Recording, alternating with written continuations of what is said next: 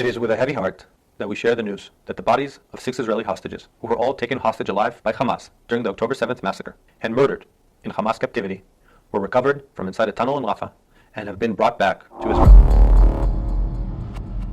ഗാസയ്ക്കുള്ളിൽ നിന്ന് ബന്ധികൾ 6 പേരുടെ ജീവനറ്റ ശരീരം മൃതദേഹം ഇസ്രായേലിന്റെ ഡിഫൻസ് ഫോഴ്സസ് ഇന്നലെ കൈപ്പറ്റിയെന്നുള്ള ഒരു വാർത്ത എല്ലാവരും കേട്ടിരുന്നു. ഈ ഒരു സംഭവത്തിന് ശേഷം ഒരുപാട് പ്രശ്നങ്ങൾ ഇസ്രായേൽ തന്നെ ഉണ്ടാകാൻ തുടങ്ങി. പ്രധാനമായും ഇസ്രായേൽ ജനത ഇരുവശങ്ങളിലായി വേർപിരിയാൻ തുടങ്ങി.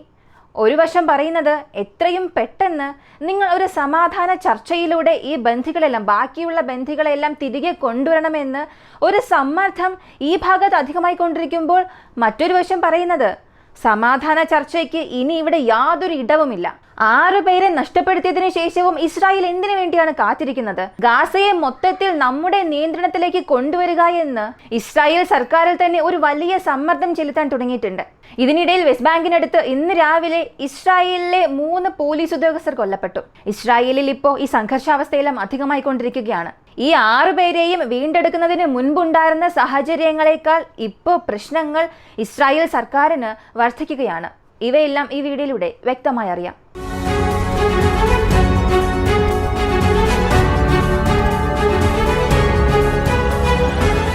സദൻ ഗാസ പ്രദേശത്ത് 6.5 കിലോമീറ്ററുള്ള ടണൽ നെറ്റ്വർക്ക് ഞങ്ങൾ ഡെസ്ട്രോയ് ചെയ്തു എന്ന് 2 ദിവസം മുൻപ് ഇസ്രായേലിന്റെ പ്രതിരോധ സേന ഒരു പ്രഖ്യാപനം നടത്തി. കൂടാതെ ഖാൻ യൂനിസ്, റാഫ ഈ ഭാഗങ്ങളിൽ ഇസ്രായേലിന്റെ ഗ്രൗണ്ട് ട്രൂപ്സിന്റെ പ്രവർത്തനം സജീവമായ ഇടപെടൽ വർദ്ധിക്കുകയാണ്. ഒരു പ്രധാനപ്പെട്ട കമാൻഡറെ വെസ്റ്റ് ബാങ്കിൽ വെച്ച് കൊന്നതിന് ശേഷം ഹമാസിനും ഇസ്രായേൽ ഫോഴ്സസിനും വളരെ വലിയൊരു പോരാട്ടം തന്നെ അവിടെ നടക്കുന്നുണ്ട്.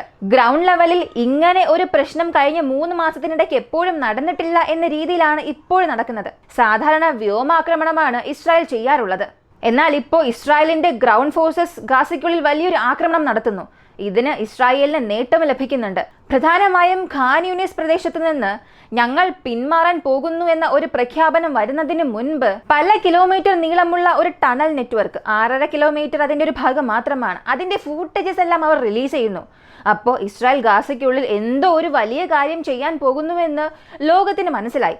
ഇങ്ങനെ ഈ ഒരു ഓപ്പറേഷൻസ് നടന്നുകൊണ്ടിരിക്കുന്ന സമയത്ത് ഹമാസിന്റെ വളരെ പ്രധാനപ്പെട്ട ടണൽ സ്ട്രക്ചർ 1.4 കിലോമീറ്റർ ആ ടണൽ നെറ്റ്വർക്ക് ഞങ്ങൾ ക്യാപ്ചർ ചെയ്യാൻ പോകുന്നുവെന്ന് ഇസ്രായേലിന്റെ ഭാഗത്ത് നിന്നും ഒരു പ്രസ്താവന വന്നു.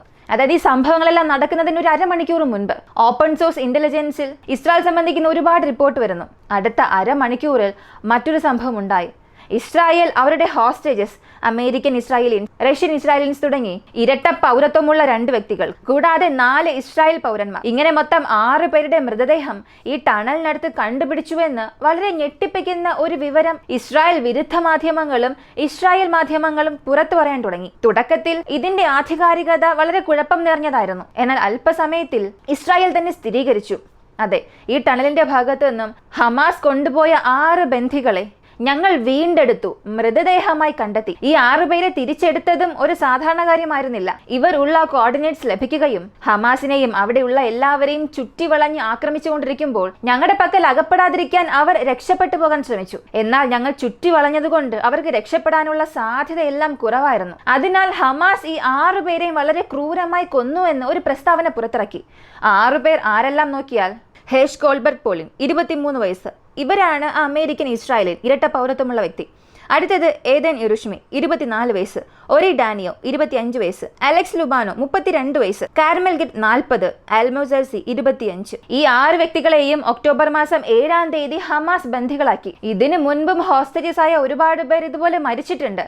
പക്ഷെ അപ്പോഴെല്ലാം ഇസ്രായേലിന്റെ ഭാഗത്ത് നിന്ന് വന്ന പ്രസ്താവന ഹമാസ് അവരെ കൊന്നു എന്ന് പറയും. പക്ഷെ അതിന് വലിയ രീതിയിലുള്ള ക്ലെയിമോ അല്ലെങ്കിൽ അതിനായിട്ടുള്ള തെളിവുകളോ കാണില്ല. ഹമാസും ഇതിനെതിരെ ഒരു പ്രസ്താവന കൊടുക്കും, ഇല്ല, ഇവർ മരിച്ചത് എയർ സ്ട്രൈക്കിലൂടെയാണ് എന്ന്.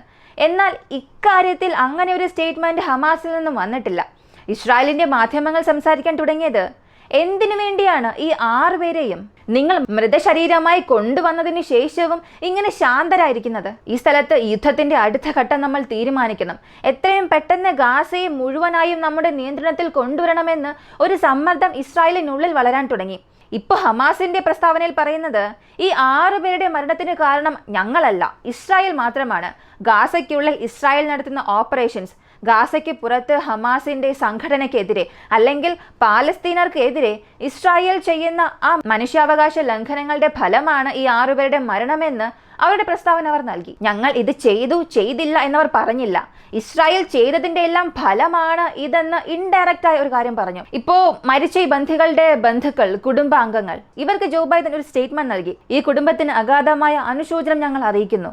വീണ്ടും തിരികെ നൽകാൻ കഴിയാത്ത ഒരു വലിയ നഷ്ടം തന്നെയാണ്. എങ്കിലും നിങ്ങൾ ആത്മവിശ്വാസത്തോടു കൂടി ശക്തരായി തുടരുക. അമേരിക്ക എപ്പോഴും നിങ്ങൾക്ക് പിന്തുണയായുണ്ട്. അമേരിക്കയുടെ സപ്പോർട്ട് എപ്പോഴും നിങ്ങൾക്കുണ്ടാകും എന്ന് പറഞ്ഞത് മാത്രമല്ല, 2 പ്രധാനപ്പെട്ട കാര്യങ്ങൾ ആ സ്റ്റേറ്റ്മെന്റിൽ പറഞ്ഞു. ഇതാണ് ഒഫീഷ്യൽ സ്റ്റേറ്റ്മെന്റ്. ഇത് നിങ്ങൾ ശ്രദ്ധിച്ചു വായിച്ചാൽ ഒരു കാര്യം മനസ്സിലാക്കാം.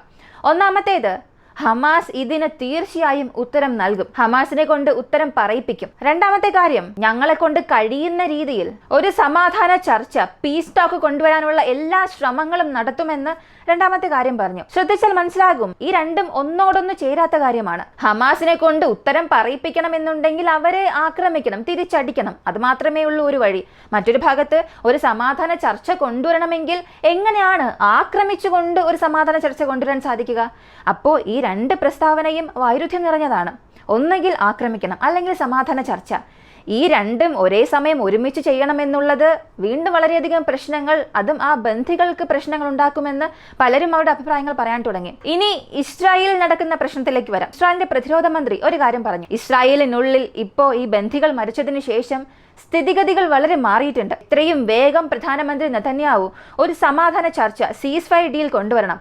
എങ്കിൽ മാത്രമേ ഇസ്രായേലിലെ ജനങ്ങളെ നമ്മളെ കൊണ്ട് ശാന്തരാക്കാൻ സാധിക്കൂ. ഈ സാഹചര്യങ്ങൾ കൈവിട്ടു പോവുകയാണെങ്കിൽ, ഒരു ഘട്ടത്തിന് ശേഷം ജനങ്ങളുടെ രോഷം വർദ്ധിക്കാൻ തുടങ്ങിയാൽ നമുക്ക് ലഭ്യമാകുന്ന പിന്തുണ നമുക്കിവിടെ നഷ്ടമാകും. ഫിലോഡൽഫി കോറിഡോർ, ഈ സമാധാന ചർച്ചയിൽ ഒരു വലിയ മതിലായി നിൽക്കുന്നത് ഈ ഒരു കോറിഡോറാണ്. ഇത് 14 കിലോമീറ്റർ വരും. ഈ ഗാസയ്ക്കും ഈജിപ്തിനും ഇടയിലുള്ള ഒരു മധ്യനിര. ആ കോറിഡോറിൽ ഇസ്രായേൽ ചെയ്തത് അവരുടെ സൈനികരെ കൊണ്ടുപോയി നിർത്തി. മെയ് മാസത്തിൽ സംഭവിച്ച സമാധാന ചർച്ച, അല്ലെങ്കിൽ അതിനു മുൻപ് ഫെബ്രുവരിയിൽ ഒരു സമാധാന ചർച്ച അവസാനിക്കേണ്ടതായിരുന്നു. അപ്പോൾ ഹമാസിന്റെ ഒരു പ്രധാനപ്പെട്ട അഭ്യർത്ഥന, ഈ കോറിഡോറിൽ ഇസ്രായേലിന്റെ സൈനിക താവളം ഉണ്ടാകാനേ പാടില്ല.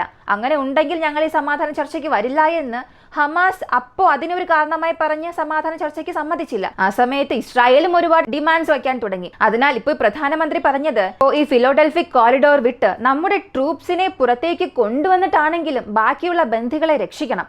കാരണം 100 പേർ വരെയും അവിടെ ബന്ധികളായി ഉണ്ടാകും എന്ന് പറയുന്നു. അതിൽ എത്ര പേർ മരിച്ചു, എത്ര പേർ ജീവിച്ചിരിപ്പുണ്ട്, ഇതൊന്നും അറിയില്ല. ഇസ്രായേലിന്റെ മൊസാദ് കണക്കനുസരിച്ച് ഈ 100 പേരിൽ 30 പേരോളം മരിച്ചിട്ടുണ്ടാകാൻ സാധ്യതയുണ്ടെന്ന് പറയുന്നുണ്ട്. കാരണം ഇതുപോലെ പലരുടെയും ബോഡി റിക്കവർ ചെയ്യുമ്പോൾ ഈ കൗണ്ട്സ് അധികമാകാൻ സാധ്യതയുണ്ടെന്ന് അവർ പറയുന്നുണ്ട്. അതിനാൽ ഈ ഫിലോഡൽഫി കോറിഡോറിൽ നിന്നും നമ്മുടെ ട്രൂപ്സിനെ പുറത്തേക്ക് കൊണ്ടുവന്ന് സമാധാന ചർച്ചയ്ക്ക് സമ്മതിക്കുക. നമ്മുടെ ബന്ധികൾ തിരികെ വന്നതിന് ശേഷം അടുത്ത് എന്ത് ചെയ്യാമെന്നുള്ള തീരുമാനം എടുക്കാമെന്ന് അദ്ദേഹത്തിന്റെ പ്രസ്താവനയിൽ വളരെ വ്യക്തമായ ഒരു കാര്യം പറഞ്ഞു. ഇതിനെ പിന്തുണയ്ക്കുന്ന രീതിയിൽ, ഈ സ്റ്റേറ്റ്മെന്റിനെ ശരിവെക്കുന്ന രീതിയിൽ ഇസ്രായേലിലെ 2 ഭാഗമായി തിരിഞ്ഞിരിക്കുന്ന ജനതകളെല്ലാം ഒരു വലിയ പ്രതിഷേധം നടത്താൻ തുടങ്ങി. ഈ ഹോസ്റ്റേജസിന്റെ കുടുംബാംഗങ്ങൾ, ബന്ധുക്കൾ, ഈ ഗവൺമെന്റിന് എതിരായിട്ടുള്ളവർ, ബന്ധികൾ തിരികെ വരണമെന്ന് ചിന്തിക്കുന്നവർ, ആ സംഘടനയിലുള്ള ഒരുപാട് പേരെ ഇങ്ങനെ കൊണ്ടുവരികയും ഒരു വലിയ പ്രതിഷേധത്തിന് തയ്യാറെടുക്കുകയാണ്. എങ്ങനെയെങ്കിലും ഞങ്ങളുടെ ബന്ധുക്കളെ, ഞങ്ങളുടെ മക്കളെ, സഹോദരങ്ങളെ, സുഹൃത്തുക്കളെ, ഇങ്ങനെ എല്ലാവരും അവിടെ അകപ്പെട്ടിരിക്കുകയാണ്. അവരുടെ ജീവൻ വെച്ചാണ് നിങ്ങൾ കളിക്കുന്നത്. ഹമാസ് വയ്ക്കുന്ന കണ്ടീഷൻസ് അംഗീകരിച്ച് പെട്ടെന്ന് തന്നെ ഒരാഴ്ചയ്ക്കുള്ളിൽ, ഒരു മാസത്തിനുള്ളിൽ ഞങ്ങളുടെ ബന്ധുക്കളെ തിരികെ ഞങ്ങളുടെ പക്കൽ കൊണ്ട് തരിക. അതിനുശേഷം നിങ്ങൾ എന്ത് വേണമെങ്കിലും ചെയ്യുക. മറ്റൊരു യുദ്ധമാണോ നിങ്ങൾ ആഗ്രഹിക്കുന്നത്? നിങ്ങൾക്കത് ചെയ്യാം. ആദ്യം ഞങ്ങളുടെ ആളുകളെ ഞങ്ങളുടെ കൈകളിലേക്ക് തിരികെ തരണം എന്ന് ആ ഒരു പ്രതിഷേധത്തിന് വേണ്ടി എല്ലാവരും തയ്യാറെടുത്തുകൊണ്ടിരിക്കുന്ന ആ ഒരു സമയത്ത് സർക്കാരിനെ സപ്പോർട്ട് ചെയ്യുന്ന ആ ഒരു സംഘടനകൾ, ആ ഒരു വ്യക്തികൾ, അവർക്കിടയിലും ഇതൊരു വൈകാരിക തരംഗം സൃഷ്ടിച്ചു. 6 പേരെ ഹമാസ് കൊന്നു എന്ന് ഇസ്രായേലിന്റെ മീഡിയാസ് പുറത്ത് പറയുമ്പോൾ, മാധ്യമങ്ങൾ ഇത് പ്രസിദ്ധീകരിക്കുമ്പോൾ ഇത് വളരെ വേഗത്തിൽ സ്പ്രെഡ് ആകാൻ തുടങ്ങുകയും, ഇപ്പോൾ ഇസ്രായേലിന് സപ്പോർട്ടായി നിൽക്കുന്ന സംഘടനകൾ പോലും പറയുന്നത് 6 പേരെ നമ്മൾ നഷ്ടപ്പെടുത്തി, ഇതിനുശേഷം നഷ്ടപ്പെടാൻ എന്താണ് ഉള്ളത്? നിങ്ങൾ നിങ്ങളുടെ ട്രൂപ്സിനെ ഉപയോഗിച്ച് ഒരു വലിയ ഒഫൻസീവ് നടത്തുക, അവിടെയുള്ള ബാക്കിയുള്ള ഹോസ്റ്റേജസിനെ തിരികെ കൊണ്ടുവരിക. ഇവിടെ സമാധാന ചർച്ച നടക്കാത്ത ഒരു കാര്യമാണ്. ഇങ്ങനെ ഗാസയിൽ മുഴുവനായും ഇസ്രായേലിന്റെ ശക്തി പ്രയോഗിച്ച് ഒരു വലിയ യുദ്ധം നടത്താൻ പലരും ഇസ്രായേലിൽ സമ്മർദ്ദം ചെലുത്തുന്നുണ്ട്. ഈ വാർത്തയെല്ലാം കേൾക്കുമ്പോൾ ഒരു കാര്യം മനസ്സിലാക്കാം, ഒന്നുകിൽ ആക്രമിക്കുകയാണ് വഴി, അതല്ലെങ്കിൽ സമാധാന ചർച്ച. ഇനി ഒരു യുദ്ധത്തിന്റെ വഴിയെ പോയാൽ ബാക്കിയുള്ള മുഴുവൻ ബന്ധികളെയും തിരികെ കൊണ്ടുവരിക അസാധ്യമാണ്. അമേരിക്ക അവരുടെ പ്രസ്താവനയിൽ പറഞ്ഞതനുസരിച്ച് നോക്കിയാൽ ഹമാസിനെ ഉത്തരം പറയിപ്പിക്കാതെ വിടില്ല എന്ന്. അപ്പോൾ വരാൻ പോകുന്ന ദിവസങ്ങളിൽ ഹമാസിനെതിരെ ഇസ്രായേലിന്റെ അമേരിക്കയുടെ ഒരു ഓപ്പറേഷൻ ഡയറക്റ്റ് അവിടെ തന്നെ ഉണ്ടാകും. അങ്ങനെ ആക്രമിക്കുമ്പോൾ തീർച്ചയായും ഒരു കാര്യം പറയാം, എല്ലാ ഹോസ്റ്റേഴ്സിനെയും ഇവരെ കൊണ്ട് തിരികെ കൊണ്ടുവരാൻ കഴിയുമെന്നുള്ളത് ഒരു സംശയമാണ്, ഒരു ചോദ്യമാണ്. ഇനി സമാധാനം എന്ന വഴിയെ പോവുകയാണെങ്കിൽ അവിടെയും ഒരുപാട് കണ്ടീഷൻസും ഒരുപാട് സമ്മർദ്ദങ്ങളും വരുന്നുണ്ട്. ഒരു ഭാഗത്ത് ഹമാസിന്റെ ആവശ്യങ്ങൾ, പാലസ്തീനർ പല വർഷമായി ഇസ്രായേൽ ജയിലിലുണ്ട്, അവരെല്ലാം തിരികെ കൊണ്ടുവരണം. ഈ ഫിലോഡൽഫി കോറിഡോർ, ഈജിപ്തിനും ഗാസയ്ക്കും ഇടയിലുള്ള ആ ഒരു കണക്ഷൻ, അത് മുറിക്കുന്ന രീതിയിൽ നിൽക്കുന്ന നിങ്ങളുടെ പട്ടാളക്കാരെ തിരികെ നിങ്ങൾ കൊണ്ടുപോകണം. ഇതുപോലും ഇസ്രായേൽ സമ്മതിക്കുന്നില്ല. ഈ രണ്ട് കാര്യങ്ങളും ആദ്യം അംഗീകരിക്കുകയാണെങ്കിൽ ഹമാസിന്റെ അഭ്യർത്ഥന നിറവേറും, അവർ ആ സ്ഥലത്ത് ഒരു സമാധാനത്തിൽ ഏർപ്പെടും. ഇപ്പോ ഇസ്രായേലിന്റെ റിക്വയർമെന്റ്സ്, ഗാസയിൽ അവർ എന്ത് ചെയ്യണം, അതിന് ഹമാസ് എന്ത് ചെയ്യണമെന്ന് നോക്കിയാൽ ശാശ്വതമായി ഇസ്രായേലിന്റെ സൈനിക സാന്നിധ്യം ഗാസയ്ക്കും ഈജിപ്തിലും ഉണ്ടായിരിക്കണം എന്നുള്ളതാണ് ഇസ്രായേലിന്റെ ഒരു മുൻഗണന. കൂടാതെ പ്രധാനപ്പെട്ട പല ഹമാസ് നേതാക്കളെ ഇവരുടെ പക്കലേക്ക് ഏൽപ്പിക്കണം. പ്രത്യേകിച്ച് സിൻവർ, ഇപ്പോൾ ഹമാസിന്റെ നേതാവ്, അദ്ദേഹത്തെ ഇസ്രായേലിന് കൈമാറണമെന്നുള്ള ഒരുപാട് ആവശ്യങ്ങൾ ഇസ്രായേൽ വയ്ക്കാൻ തുടങ്ങി. അപ്പോൾ ഈ രണ്ട് പക്ഷവും മുന്നിലേക്ക് വയ്ക്കുന്ന ആവശ്യങ്ങളിൽ അല്പം ഒരു വിട്ടുവീഴ്ച ചെയ്യുന്നത് വരെ ഈ സമാധാന ചർച്ച ഒരിക്കലും ഉണ്ടാകില്ല. നിങ്ങൾ നോക്കുക, ഈ 6 പേർ മരിച്ചല്ലോ, ഇതിനൊരു കാരണമായി കാണിച്ച് തീർച്ചയായും വീണ്ടും അധിക സ്ട്രൈക്സ് ഇസ്രായേൽ ചെയ്യാൻ ആഗ്രഹിക്കും. കാരണം ബൈഡൻ അഡ്മിനിസ്ട്രേഷൻ ചിന്തിക്കുകയാണെങ്കിൽ എപ്പോൾ വേണമെങ്കിലും ഇസ്രായേലിനെ ഒരു സീസ് ഫയറിലേക്ക് കൊണ്ടുവന്നിരിക്കാം, ഈ ഹോസ്റ്റേജ് ഡീൽ വിജയകരമായി പൂർത്തിയാക്കിയിരിക്കാം. ഓരോ മാസം അല്ലെങ്കിൽ 2 മാസത്തിൽ ഒരിക്കൽ ഈ സമാധാന ചർച്ചയുടെ പദ്ധതികൾ നടക്കുമ്പോഴെല്ലാം ഈ 2 പേരിൽ ആരെങ്കിലും ഒരാൾ എന്തെങ്കിലും പ്രശ്നമുണ്ടാക്കുകയും എന്തെങ്കിലും ഒരു ഡിമാൻഡ് പറയുകയും ഇസ്രായേലിനെ പുറത്തേക്ക് വലിക്കുകയും ചെയ്യുന്നുണ്ട്. ഈ 2 ഭാഗവും ചിന്തിച്ചിരുന്നെങ്കിൽ എപ്പോഴേ ഒരു സമാധാനം കൊണ്ടുവന്നിരിക്കാം. പ്രധാനമായും ഇസ്രായേൽ ചിന്തിച്ചിരുന്നെങ്കിൽ ഈ ഹോസ്റ്റേജസ് ഡീൽ പല മാസങ്ങൾക്ക് മുൻപേ അവസാനിപ്പിച്ചിരുന്നിരിക്കാം. പക്ഷെ അവരുടെ സൈനിക സാന്നിധ്യം, ഗാസയിൽ അവരുടെ നിയന്ത്രണം, ഇതെല്ലാം അവരുടെ കൈകളിൽ ആയിരിക്കണമെന്ന് ആഗ്രഹിക്കുന്നത് കൊണ്ട് ഈ സമാധാന ചർച്ച ഇപ്പോഴും എവിടെയും നിലയ്ക്കാത്ത ഒരു അവസ്ഥ. ഇതിനിടയിൽ വെസ്റ്റ് ബാങ്കിനടുത്ത് ഇന്ന് രാവിലെ ജോലിക്ക് പോയിക്കൊണ്ടിരുന്ന 3 ഇസ്രായേൽ പോലീസ് ഉദ്യോഗസ്ഥർ അജ്ഞാതരാൽ മരണപ്പെട്ടുവെന്ന് ആദ്യത്തെ ഒരു വിവരം ലഭിച്ചു. അല്പസമയത്തിന് മുൻപ് വന്ന വാർത്ത വെസ്റ്റ് ബാങ്കിൽ നിന്നുള്ള ചില്ലർ വെടിയുതിർത്ത് ഇവരെ കൊന്നതായും ഇസ്രായേൽ മാധ്യമങ്ങൾ പറയുന്നു. ഇത് എത്രത്തോളം ശരിയാണെന്നറിയില്ല. ഇതിന്റെ ആധികാരികത അറിഞ്ഞതിന് ശേഷം അതിനെക്കുറിച്ച് നമുക്ക് വീണ്ടും അറിയാം. ഗാസയ്ക്കുള്ളിൽ എന്തോ ഒരു വലിയ സംഭവം ഇനി വരാൻ പോകുന്ന ദിവസങ്ങളിൽ നടക്കും. ഈ സമാധാന ചർച്ച അവസാനിച്ചില്ല എന്നുണ്ടെങ്കിൽ ഇതിനെക്കുറിച്ചുള്ള നിങ്ങളുടെ അഭിപ്രായം എന്താണ്? ഈ ഒരു യുദ്ധം അവസാനിക്കാൻ സാധ്യമായ വഴികൾ എന്താണ്? നിങ്ങൾക്ക് എന്തെങ്കിലും ആശയമുണ്ടെങ്കിൽ കമന്റിൽ പറയുക. വീഡിയോ ഇഷ്ടമായ ലൈക്ക് ചെയ്യുക, ഷെയർ ചെയ്യുക. ഇങ്ങനെയുള്ള വീഡിയോസ് കാണാൻ താല്പര്യമുള്ളവർ നമ്മുടെ ചാനൽ ഇപ്പോൾ തന്നെ സബ്സ്ക്രൈബ് ചെയ്യുക. മറ്റൊരു വീഡിയോയുമായി വീണ്ടും കാണാം.